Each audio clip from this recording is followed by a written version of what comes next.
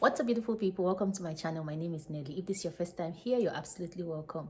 In today's video, I'll be talking about 5 points to consider when making a decision to move to Canada. I've been in Canada for a few months now. I'm still a baby in Canada. I don't know much about living in Canada, but based on what I've seen so far, I just thought I should make this video so that if there's anyone who is considering making the move to Canada, then they can use this video as a pointer. Also, another thing that inspired this video was the video Adenike Adebayo Esho made about her husband not having a job, the fact that he was jobless when he went to America. So hearing her story and everything, I was like, yeah, there's a lot that people don't really know about the struggles that other people go through when they move from one country to another. So it's important that I make this video since I have 1 or 2 points. So if there are any points that I missed out, I would be happy if you can put it in the comment section. I mean, if you've experienced this, if you've made the transition from one country to another, I would like to hear your story. So please leave it in the comment section so that if there's anyone, like I said, who is interested in getting this kind of information, they can learn from each and every one of us.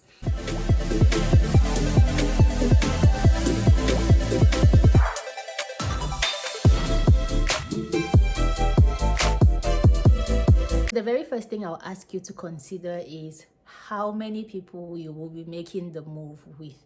So are you just making this move by yourself, or are you making this move with your wife or your husband, or are you making this move with your wife or your husband and children? First of all, we know that the more dependents you have, the more funds you're required to prove. So that's the first thing. When it comes to accommodation, for example, if you are living alone, you can always find someone who is renting a house that probably has 2 bedrooms, and then you occupy 1 bedroom, and then you split the house rent.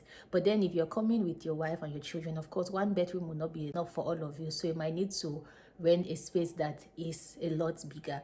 Also, when you are alone, it's easy for you to just maybe move from one city or one province to another. Like anytime you hear of an opening, it's easy for you to just make the move from where you are to where the opening is, as opposed to if you have a family. So you have to consider, how about my kids, how about my wife, this, will my wife be able to manage with these children alone? Like, there's a lot more to consider when you are moving with a family as opposed to when you're making the move by yourself.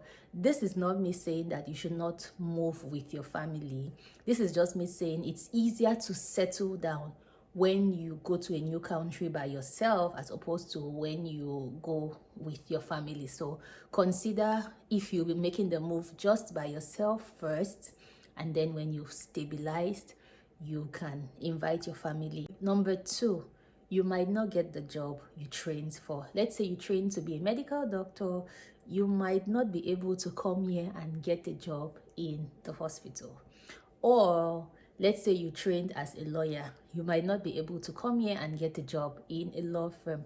You might actually need to go to school, get some certifications, get some training in Canada before you can qualify to practice that career in Canada. I know someone who graduated as a dentist in their country, and they are working here as a dental assistant because they did not have the training in Canada to practice as a dentist. I know another person who came here as a medical doctor, but now he is doing research in the university. Not because he prefers research. Of course, I know there are people who prefer research, but in his case, not because he prefers research, but because he weighed his options and he saw that transitioning as a researcher would be easier for him as opposed to transitioning as a medical doctor in Canada. So that's what you should consider. For some people, I mean, it's pretty easy. They can always go to school, take 1 or 2 courses, and then proceed to practice in that country. But for some other people, they think about the years of schooling they've had, and then just thinking about the fact that they have to come back again, go to school. So some people just opt not to go to school, and then they end up doing a lower position than what their qualifications in their home country allowed them to do. So that's what you should consider. And that's why you hear people saying, oh, a medical doctor in this country came to Canada and he's working as this. It's because of this kind of things. I mean, think about it. The way the medical ethics works in one country, it's not the same as another country. Like in one country, the bedside manners might be completely different. Like the way they expect doctors to work there might be different. But if you come to another country, like the way they expect you to carry yourself as a doctor, the way they expect you to interact with patients is different. So they'll need you to like go through some years of training to bring you to speed with what they do in that country, for example, in Canada. So that's why maybe it's possible, but in most cases, you would need to learn about their culture first when it comes to medicine before you can get a job to practice as a medical doctor. And not just for medicine as well, generally anyway. You might come here with your degree, maybe you have a bachelor's degree, a master's degree, and then you're applying for jobs here, and then you are just not getting the jobs that your qualifications would normally allow you to get. You're getting lower jobs. For some people, they get so frustrated and then they get so upset. But for some other people, they just decide that, okay, they're going to turn this thing around, look for the nearest qualification that is closest to what they studied, and then go to school, get that certification, and then get the job that they are normally supposed to get. So yeah, that's one thing you should consider. You might be qualified from your home country, and then when you come here, you might not be able to get the job you were originally doing in your country. Number 3, cost of living in Canada is expensive. Yes, it's expensive.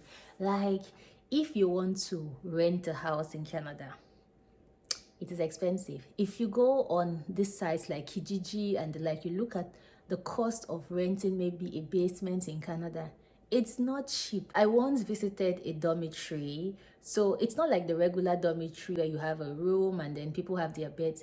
In this case, it's more like a house kind of setting. So you have the house, and then, or you have the apartment, and then in the apartment you have 3 rooms, and then the shared space is the kitchen area and then the laundry, and they have their individual bathrooms. And then the student told me for her room she pays $1,300. I was so shocked. Like for a tiny room, you just have your bathroom and every other thing you share, and you're paying that much. I was so surprised. I was just like, wow, in Japan, you have that kind of money to pay for a house as a student. You're going to be living fine. Like you have the space to yourself. You will not have to be sharing common facilities with people. Yeah, cost of living in Canada is expensive. Like even the taxes, different provinces have their different taxes. The next thing I would want you to consider is about the healthcare. So I don't know the country you're coming from, but for me, as you may or you may not know, I came from Japan to Canada. I always joke that in Japan, in 2 hours, you must have seen the doctor, seen a specialist, done a PET scan, CT scan, X-ray, every scan you think about. You have even collected your prescription, you've gone to the pharmacy, got your medication, you are on your way home, and you're done with that part. Because in Japan, it's like pretty easy. If you go to the hospital, you can always go there and say, want to see a cardiologist. Like it doesn't take a procedure to do all those things. But yeah, in Canada, the very first time I went to the hospital with my dad, I recorded the video, I'll put it in the description box. I think it took us like, was it 5 hours? I think like we left the house in the morning, like at 8 or 9. We got back here around 4. We spent so much time in that clinic. Like it was not even to see a specialist, it was just a general doctor. But then the number of hours that we spent waiting, that was like my welcome to Canada healthcare system. I was so shocked. Like I was just sitting, like the first time when we went there, I saw the wait time. I was like, no, it can't be possible. We cannot have to wait this long. But boy, we waited for that long and even longer. In Canada, when you're going to the hospital, it takes so much time. And then even to see a specialist, you might take months before they book you to see these people. So consider that. Let's say, for example, if you're someone who falls sick often, or if you have a child who needs special care, you should consider that. The next thing to consider is that Canada is cold. Like, yeah, I know you're rolling your eyes, you've heard that several times, and then you're like, but if it's so cold, why are you there? Why haven't you come? I know, I hear you, sis, I hear you, bro, but really it's cold. And then there are some other places in Canada that are way colder than others. So if you're considering a location to go to in Canada, don't just blindly settle on a location just because you've seen that, oh, the school fees there or the tuition there is affordable. Also dig deeper to see how the location is. Like, how is the location generally, how's the weather and all of that. Is it even close to like strategic places, or is it away? For example, if you want to travel out of the country, do you have to start moving from one city to another, or is there like an international airport close by, or even a domestic airport close by? Also the weather, like there are some places in Canada that the cold is a lot, like winters there are so harsh. You don't want to get to those places before knowing these things, so try to learn about the place where you'll be going to. Also, you don't want to go to a place where you cannot really find your people there, you know. I remember watching god, Soti, I forgot what her channel name is now. She mentioned about her time when she was in Canada, and you could tell from what she said that the environment where she lives in impacted the way she felt about Canada. So ensure that you don't go to a location where you'll probably be like a minority. I mean, generally, if you're coming to Canada, you might be a minority anywhere, but just don't find yourself in a place where you don't have your people, in a place where you don't have your community. And that's why many people go to Toronto, because if you're there, like, you'll definitely find so many people who are like you find so many people from your country, like you find people that you can relate to, you know.